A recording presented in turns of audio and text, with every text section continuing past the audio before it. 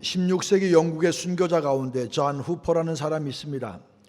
후퍼는 성직자의 결혼이 가능하다고 주장한 반면 사제가 떡과 포도주를 놓고 축사하면 그것이 그리스도의 실제 몸으로 변한다는 화채설을 부인했습니다.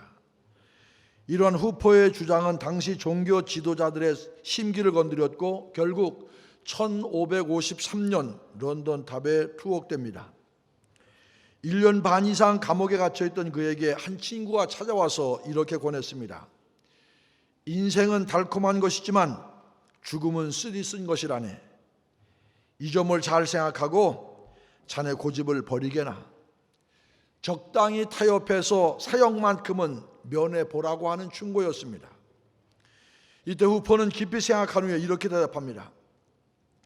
내세에서의 생은 이 생보다 더 달콤하다네. 그리고 지옥의 고통은 죽음보다 더 쓰지.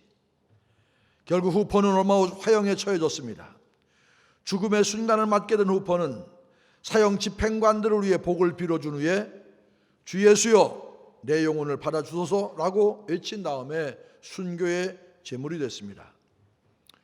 이 후퍼의 순교는 영국 교회가 개혁의 틀을 마련할 수 있는 계기가 됩니다. 우리 역시 신앙을 지키려고 했을 때 어려운 난관에 부딪히거나 박해나 핍박을 당하기도 합니다. 하지만 기독교의 복음은 그러한 난관에 굴하지 않고 끝까지 거침없이 나아가 복음을 전했던 전도자들이 있었기 때문에 오늘 우리에게까지 전해질 수가 있었다는 사실 늘 우리가 마음속에 기억하고 살아야 합니다. 오늘 본문은 바나바와 사울의 1차 전도여행의 첫 번째 도착 지점이었던 구브로 섬의 활동을 다루고 있습니다.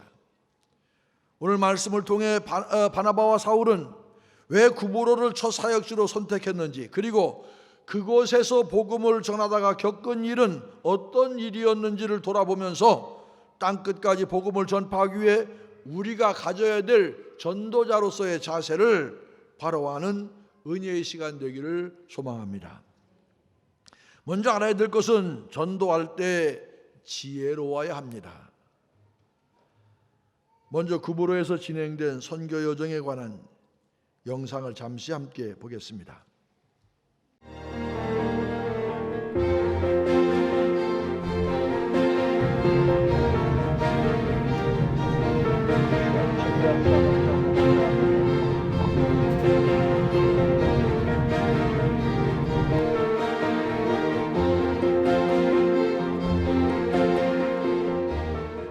바울과 바나바는 안디옥 교회 파송을 받아서 제1차 선교여행을 떠나죠. 그래서 제일 처음 도착한 곳이 바로 구브로섬입니다. 성경에는 구브로섬으로 되어 있고 지금의 사이프러스입니다. 제가 서 있는 이곳이 바로 그 옛날 바울과 바나바가 처음 도착했던 살라미 항구터가 되겠습니다. 왜 하고 많은 것 가운데 바울과 바나바가 이곳 살라미 구브로의 처음 선교지로 택했을까요? 그것은 아마 추정하기는 이 살라미가 바나바의 고향으로 알려져 있습니다.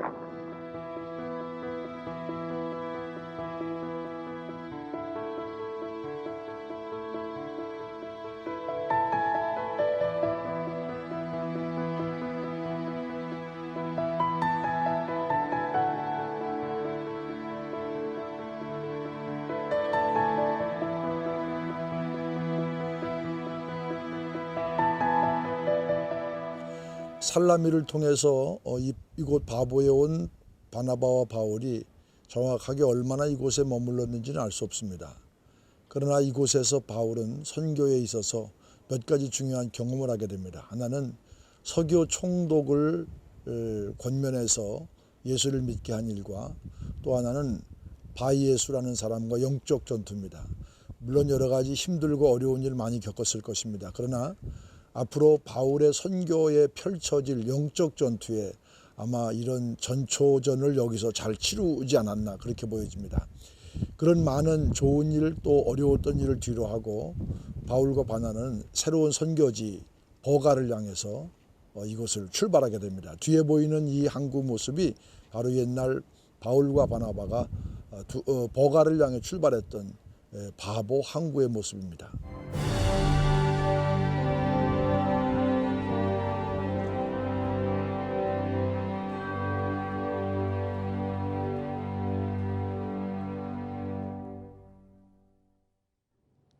지난주에 말씀을 나누었던 것처럼 안디옥 교회는 성령의 음성을 듣고 바나바와 사울을 선교사로 세워서 파송을 합니다. 드디어 제1차 전도 여행이 시작된 것입니다. 오늘 본문 4절 말씀입니다. 두 사람이 성령의 보내심을 받아 실루기아에 내려가 거기서 배 타고 구브로에 가서, 바나바와 사울은 성령의 보내심을 받아 실루기아로 갔습니다. 실루기아는 안디옥 서쪽 약 26km 떨어져 있는 항구입니다. 실제로 이 안디옥에서 실루기아까지 지금 이 차로 가도 한 40분이 더 걸립니다. 그러니까 길이 별로 안 좋은 거죠. 그러니까 옛날에는 안디옥에서 실루기아에 오려면은 오른테수강을 이용하는 것이 가장 지혜로운 방법이었던 것 같습니다. 바나바와 사울은 1차 전도 여행의 첫 번째 목적지인 구브로로 가려고 실루기아 항구로 왔던 것입니다. 그리고 배를 타고 구브로로 건너갔습니다. 구브로는 말씀드린 것처럼 터키 아래쪽에 위치해 있는데 오늘날의 사이프러스라는 섬나라입니다. 우리나라처럼 남과 북이 갈라져 있습니다. 그래서 북쪽은 북사이프러스는 터키의 지배를 받고 있고 남사이프러스는 그리스의 영향권에 있습니다. 지중해에서 세 번째 큰 섬으로, 그래서 북사이프러스에서 남사이프러스로 오는데 우리처럼 국경을 통과하고 이렇게 뭐 다 절차를 다 밟아야 됩니다. 같은 도시의 중간을 이렇게 가로지르는 게 경계선인데 거기 통과하는데 나라에서 나라를 통과하는 것과 똑같은 수속을 받습니다.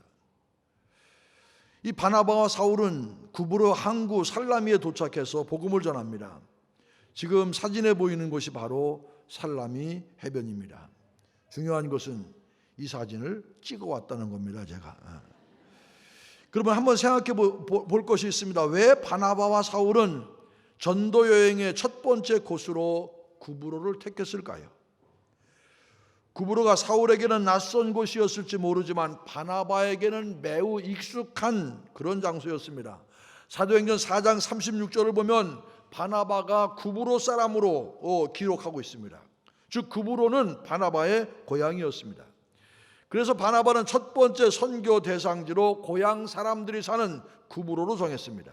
왜냐하면 아무도 모르는 곳, 사람도 모르고 상황이나 형편을 모르는 곳보다 이해와 정보가 있는 곳이 선교하기에 훨씬 유리하지 않겠습니까?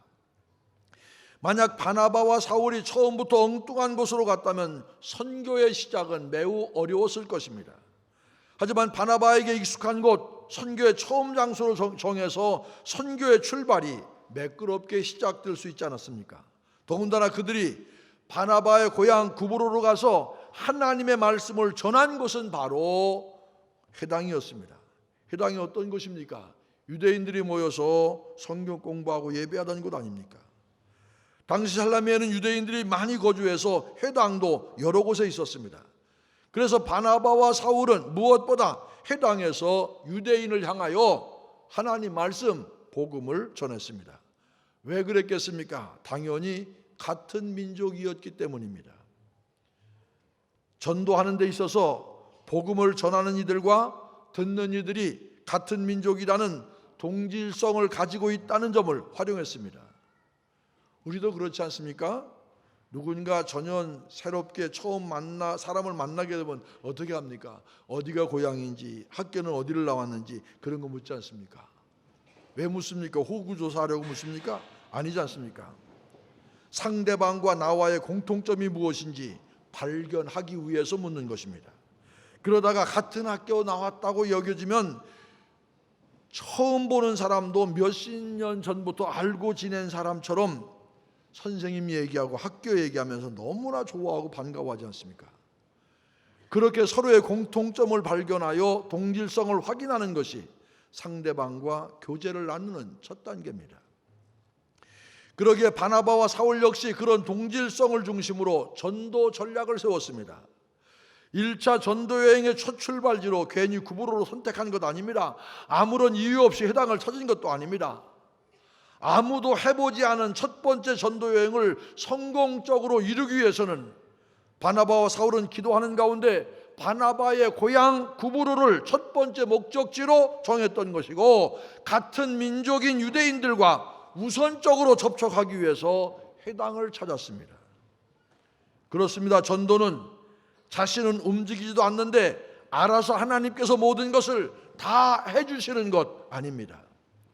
전도에도 계획이 필요하고 그 계획을 이루기 위한 전략도 필요한 법입니다. 잠언 16장 9절에선 말합니다. 사람이 마음으로 자기의 길을 계획할지라도 그 걸음을 인도하시는 이는 여호와시니라. 이 말씀처럼 주님께서 인도하시지 않는다면 우리의 모든 계획과 걸음은 실패할 수밖에 없습니다. 우리의 삶의 우선권은 오직 하나님께 있는 줄로 믿습니다. 그렇다고 우리가 넉넉하고 있어도 좋다는 이야기 아닙니다. 하나님의 인도하심을 온전히 수행하기 위해서 더욱더 온 열정을 기울여야 합니다. 예수님께서 12제자에게 전도 사역을 맡기시면서 마태복음 10장 16절과 같이 당부하십니다. 보라, 내가 너희를 보냄이 양을 이리 가운데로 보냄과 같도다. 그러므로 너희는 뱀같이 지혜롭고 비둘기같이 순결하라.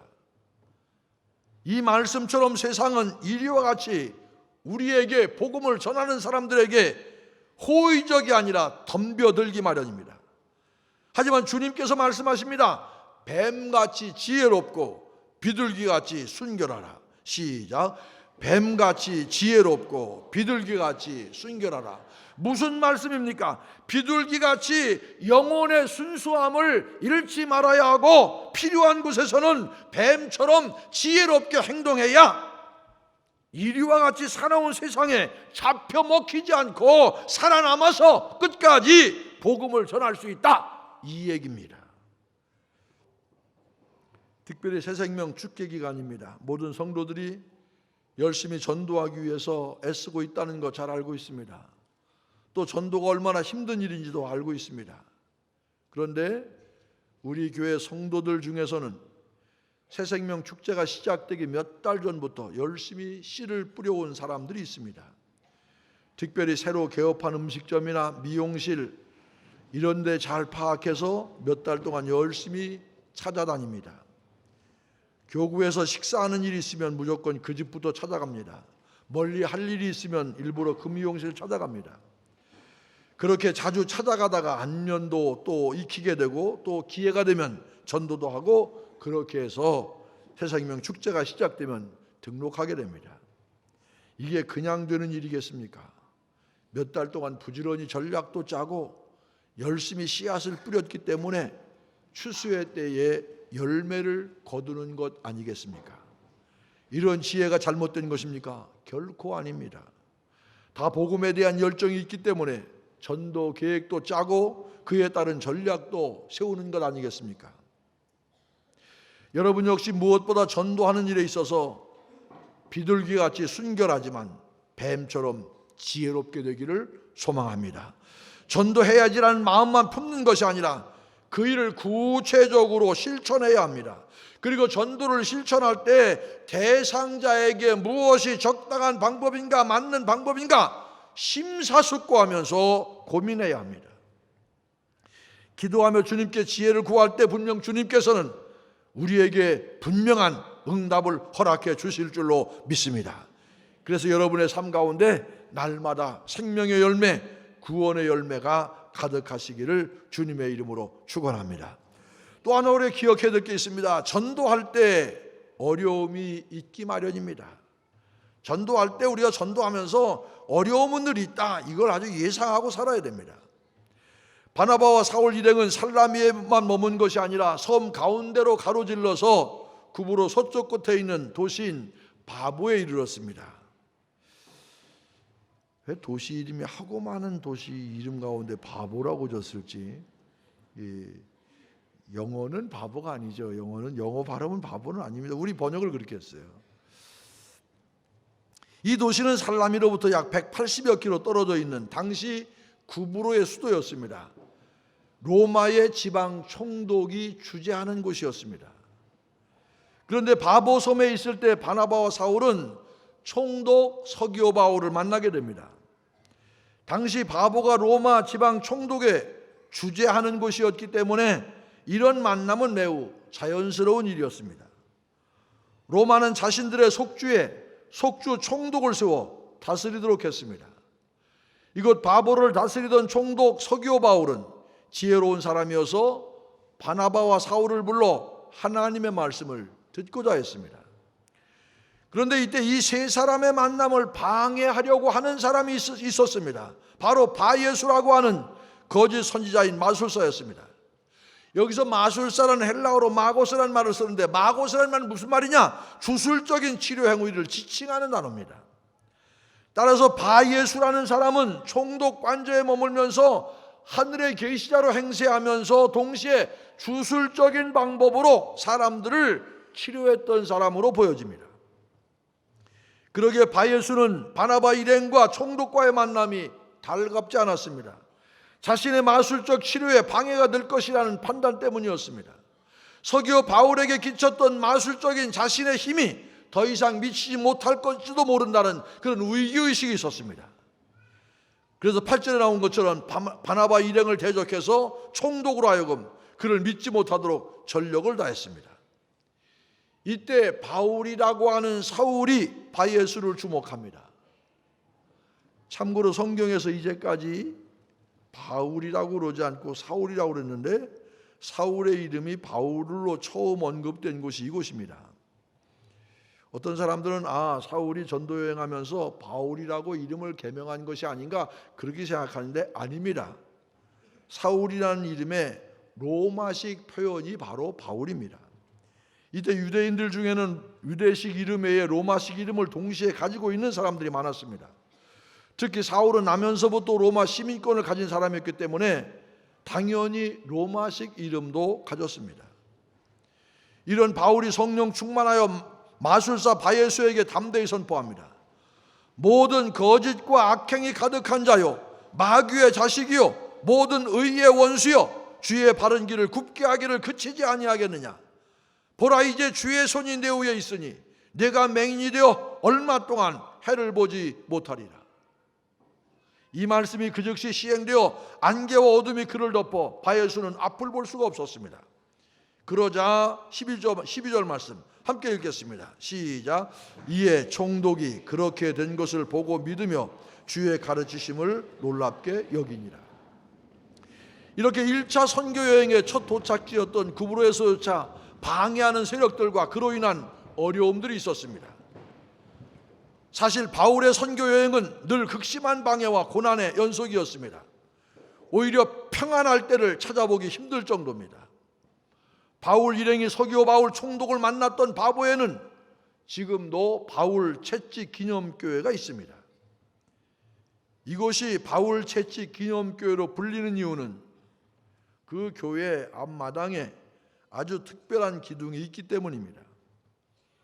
지금 사진으로 보이는 이 기둥이 성 바울의 기둥이라고 적혀 있습니다. 이 기둥에 관한 영상을 잠깐 보시겠습니다.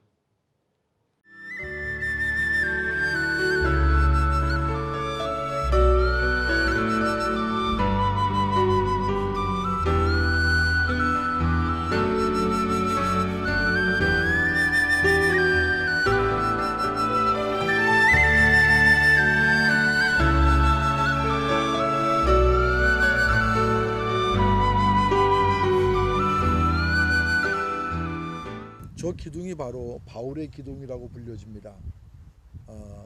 바울은 고린도후서 11장 24절에 유대인들에게 40에 하나 감한매를 5번 맞았다고 했습니다.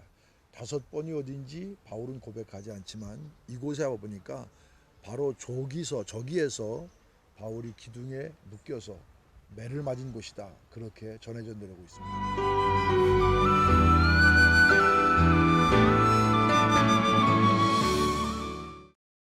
고린도후서 11장 24절에서 바울은 유대인들에게 40에서 하나 감한매를 5번 맞았다, 그렇게 고백했습니다. 유대인들은 신명기 25장 3절에 의거해서 태형을 가할 때 40대를 넘지 않았습니다. 그 이상 매를 가할 경우에 생명의 위협이 있을 수 있다고 생각했던 것입니다. 그런데 40대가 아니라 39대를 때린 것은 때린 횟수를 잘못 계산하여 40을 넘기게 되는 잘못을 범하지 않기 위해서였습니다. 그래서 바울 역시 40에서 하나 감한 매를 맞았고 그것도 무려 5번이나 맞아야 했습니다. 물론 성경에서는 이곳 바보에서 그러한 매를 맞았다는 기록은 없지만 이 기둥은 바로 5번 가운데 몇 번째인지 모르지만 이곳에서 39대의 매를 맞았다는 것을 증거하고 있습니다. 사실 바울이 39대의 매만 5번 맞은 것이 아닙니다. 고린도후서 11장에는 바울이 전도여행 중 겪었던 수많은 어려움에 대해서 더 자세히 우리에게 말해줍니다. 3번 태장으로 맞고 1번 돌로 맞고 3번 파선하고 일주야를 깊은 바다에서 지냈으며 여러 번 여행하면서 강의 위험과 강도의 위험과 동족의 위험과 이방인의 위험과 시내의 위험과 광야의 위험과 바다의 위험과 거짓 형제 중에 위험을 당하고 또 수고하며 애쓰고 여러 번 자지 못하고 줄이며 목마르고 여러 번 굶고 춥고 헐벗었노라. 이처럼 바울의 전도 여행은 엄청난 고난과 고생의 연속이었습니다. 편하게 세계 이곳저곳을 누비며 배낭여행한 것 아닙니다. 잘 것도 먹을 음식도 없는 상태에서 가는 곳마다 박해의 세력, 박해하는 세력에 의해서 늘 얻어맞고 도망 다녀야 했습니다. 그럼에도 왜 바울은 전도여행을 중단하지 않고 3차에 걸쳐서 했을까요? 고린도후서 4장 8절부터 10절까지 해서 바울은 이렇게 고백합니다. 우리가 사방으로 우겨쌈을 당하여도 쌓이지 아니하며 답답한 일을 당하여도 낙심하지 아니하며 박해를 받아도 버림받지 아니하며 거꾸로 뜨림을 당하여도 망하지 아니하고 우리가 항상 예수의 죽음을 몸에 짊어짐은 예수의 생명이 또한 우리 몸에 나타나게 하려 함이라. 바울은 확신했습니다. 사방으로 우겨쌈을 당하여도 쌓이지 않을 것이며 답답한 일을 당해도 낙심하지 않을 것이며 박해를 받아도 버림받은 것처럼 되지 않을 것이며 거꾸로 뜨림을 당해도 망하지 않을 것이라 확신했습니다. 바울의 이런 확신이 어디에서 나왔습니까? 바울은 선교를 감당하는 능력의 근원이 자신에게 있는 것이 아니라 오직 하나님께 있음을 믿었기 때문입니다. 그래서 우리가 죽음의 십자가를 짊어지고 갈 때 고통과 아픔이 뒤따르겠지만 주님께서 부활하신 것처럼 우리 역시 분명 생명을 얻게 될 것이라는 확신이 있었기 때문에 바울은 담대하게 열정을 가지고 거침없이 땅끝까지 복음을 증거할 수가 있었습니다. 현재의 고난은 장차 우리에게 나타날 영광과 비교할 수 없습니다. 비록 우리가 주님의 십자가를 지고 갈 때 너무나 많은 시련과 아픔을 겪게 되겠지만 이런 고통은 영원한 것이 아닙니다. 결국 생명을 얻기 위한 하나의 과정일 뿐입니다. 이 믿음이 있을 때 우리는 견딜 수 있습니다. 어떤 시련이 올 때 영원한 것이 아니라 이것보다 더 큰 하나님의 은혜, 하나님의 생명을 얻기 위한 과정이라는 확신이 내게 있을 때 어려움과 시련, 모함, 역경 그런 모든 것을 참아낼 수가 있단 말입니다. 춘천에 복음이 전해진 역사는 1898년 강원도 최초입니다.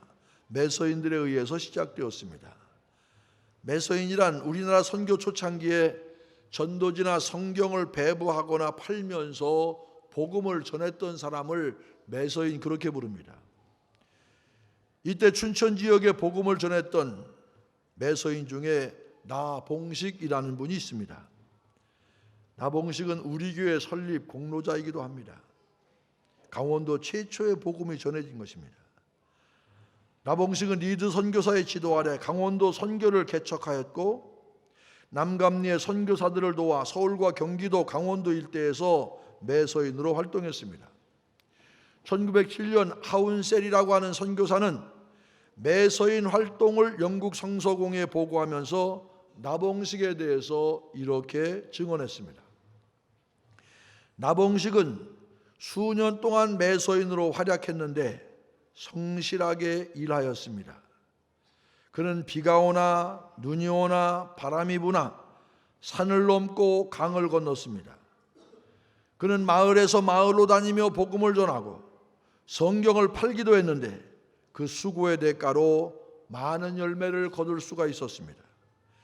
지난해 그의 안내로 4군데 새로 개척한 마을을 방문했는데 그곳에는 그의 전도로 교회를 하나 세울 수 있는 교인들이 생겨났습니다.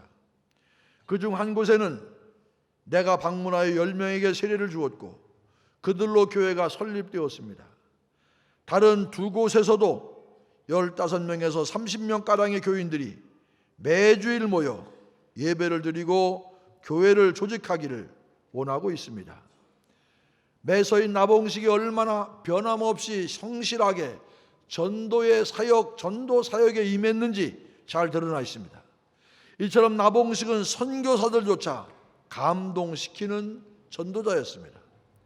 이런 전도자의 사역을 통해 복음은 은둔의 땅이었던 춘천에 들어올 수가 있었고 바로 강원도 선교, 춘천 선교, 춘천중앙교회 역사의 출발이 되었습니다. 그렇습니다. 2000년 전 유럽 땅에서 그리고 120여 년 전 춘천 땅에서 전도자들은 숱한 어려움과 방해하는 세력들을 만났습니다.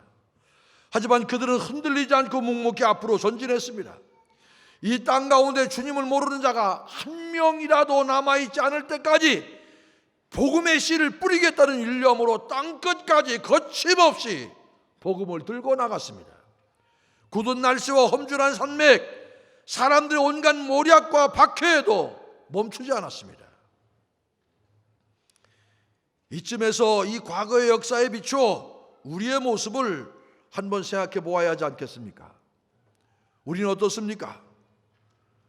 오히려 전도할 수 없는 핑계를 찾고 있지는 않습니까? 나는 예수 믿은 지가 오래되어서 내 주위에 안 믿는 사람이 없어서 전도할 수 없다고. 나는 성격이 내성적이라 전도하기 힘들다고. 나는 직장 생활이 너무너무 바빠서 전도할 시간이 없다고. 하지만 복음의 역사는 핑계를 찾는 자에게서 일어나는 것이 아니라 전도할 수 있는 방법과 전도할 대상자를 찾는 사람에게 일어나는 법입니다. 온갖 어려움 가운데서도 땅끝까지 이르기 위한 전도의 첫걸음을 훌륭히 감당해냈던 바나바와 바울처럼 어떤 상황 가운데서도 복음을 전하는 성도 여러분 되시기를 주의 이름으로 축원합니다. 땅끝까지 거침없이 복음을 들고 나아갔던 바울과 바나바의 영성이 오늘 이 시간 저와 여러분 마음속에 흘러넘치게 되시기를 주의 이름으로 간절히 축원을 드립니다.